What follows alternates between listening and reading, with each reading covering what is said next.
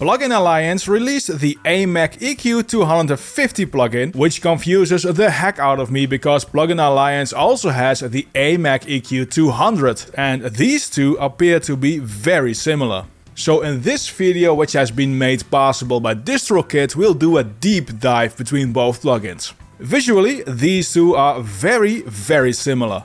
The exact same size, same controls, same number of frequency bands, and small visual differences in knobs and labeling. These EQs are very similar in concept and sound, but not exactly the same. There's a difference in default behavior between the two. For instance, 6 decibel boost with the default settings at 10K on both will result in a 6.4 decibel boost on the AMEK 250 and a 5.4-ish boost on the AMEK 200. Also, 10K is not exactly 10K on both. And this inaccuracy is throughout both plugins, with sometimes over 100 Hz of difference of what is on the label versus what is the actual frequency, and there's also a different Q width when using the same settings. This alone will make a change of the same frequency on both plugins inaccurate and will skew the perception of which one you might prefer. There's also TMT, which is meant to have slight differences between the channels and instances. This mimics differences in analog gear and can also help to get a slightly bigger sound, since you're not stacking up the same frequency everywhere, and this adds another layer of variation. At the time of creating this video, the TMT has a bug on the AMEK 250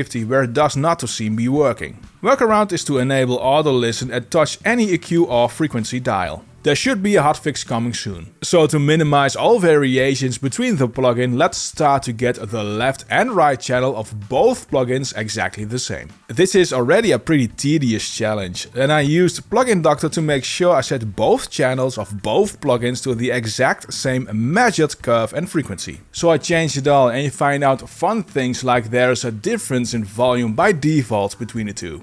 I left the high and low passes on since they behave the exact same way and only enabled the frequency bands I worked on. Here's an AB.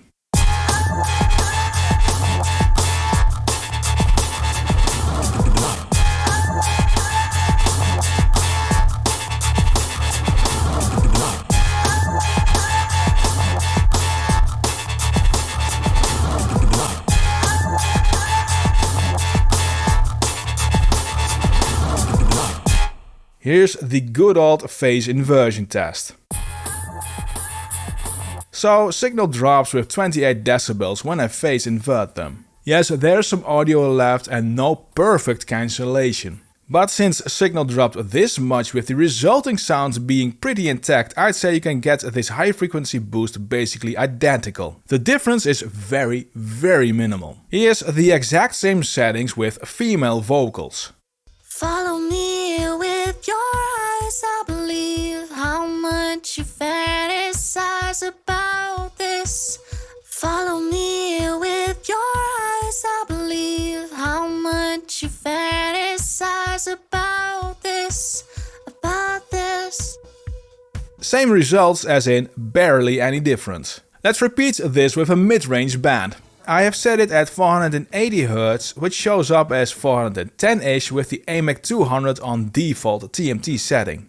The 6 decibel boost shows up as a 4.5 decibel boost. Now when I adjust the AMEK 250 in default to match the AMEK 200 and I set the frequency to 480 Hz, it actually boosts around 660 to 665 Hz. That's a lot of difference, and it didn't even come close to the set 480 Hz. Here's the sound and AB.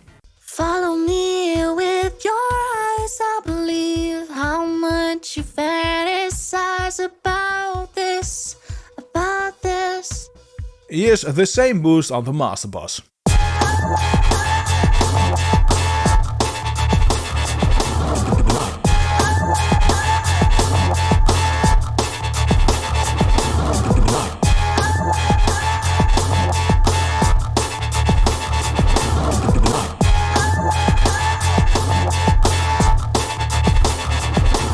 .480 is the frequency you would normally boost on a master bus, but it does sound really sweet and not weird and musical. Here's low shelf and high shelf. As you can see, I could get very similar curves. Let's compare the sound.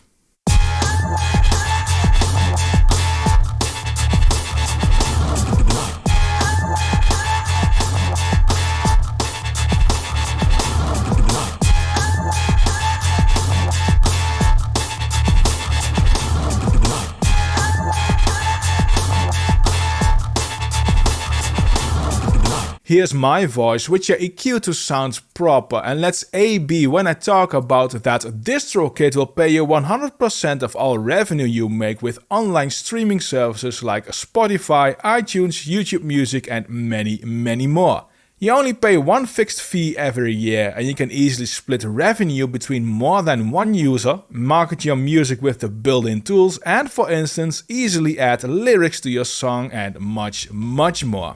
So where's the difference between the two? Well, really it's just in behavior. The TMT settings really change frequency, gain and more, which will give different results with different TMT values. This difference will also heavily influence which one you prefer. For instance, boosting low shelf will make the AMEK 250 sound more beefy, but if I raise the frequency on the AMEK 200 you get the exact same result. For me, after doing these tests, there is no benefit in choosing one over the other, since they are basically the same in sound and the release of the AMEK 250 seems a bit questionable to me.